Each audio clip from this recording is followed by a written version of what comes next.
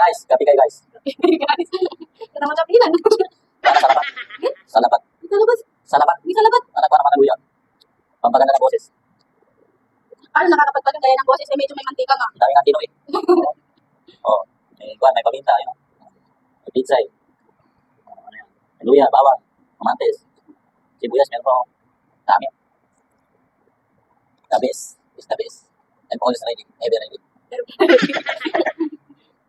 Kagutom ako.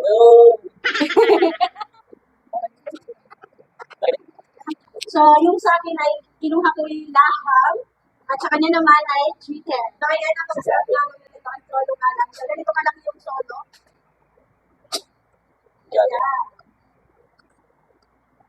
Then, wow, meron pa silang ano tawag ito? Salad. Dito sa parang kangkong. Kangkong siya. Ayan, meron din silang sauce.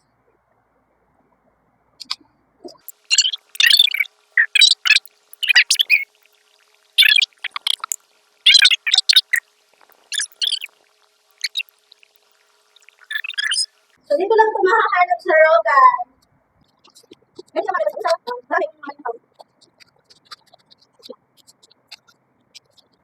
Ang taray kasi, pag nakakamiss kami talaga dito sa ibang bansa, ako, lalo na ako, pag namimit ko talaga yung ibang bansa, dito talaga ako pumipunta.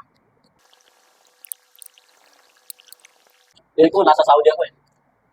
Feel ko lang ang sarili ko. Di ba, kakapon magkakansa. Pag kakapon magkakansa, pag anak dos, nakakangat na pagganinan.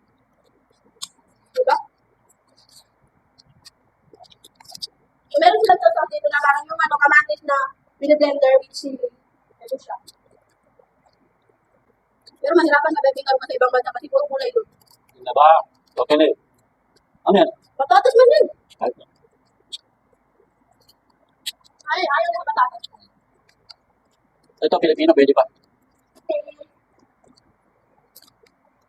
Mga sinapo na yun, gamar, sindu. Ako. Wala.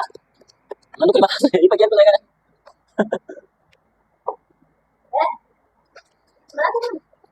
Ayun na nga at hindi ko nga napansin at nawalan pala ako ng mic dyan pero sobrang anghang talaga ng isang beses ko lang kinagat na sili at di ko nga namalayan kaya puro ako kain. Mas madali yung pagkain ko ng kanin kasi nga sobrang anghang. At in fairness nga dito sa kinakain ko na salad kasi nga kahit lettuce lang walang palaman ay masarap talaga siya. Kaya naubos ko yung 2 plato na may lettuce dahil nga hindi naman kumakain si Mr. ng gulay kaya ako na lang ang kumain yan. Habang si Mr. ay natapos na nga siya kumain. Or hindi ko napansin na patay na pala yung mic natin.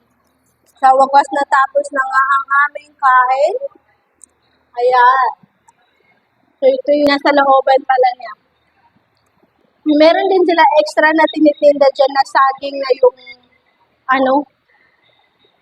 saging.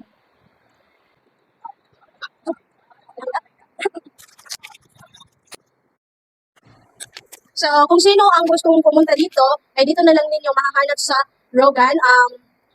Itanong nyo na lang kung saan yung Hawausi Restaurant. Madali lang naman ito mahanap. I-google nyo kung pwede lang. Diba?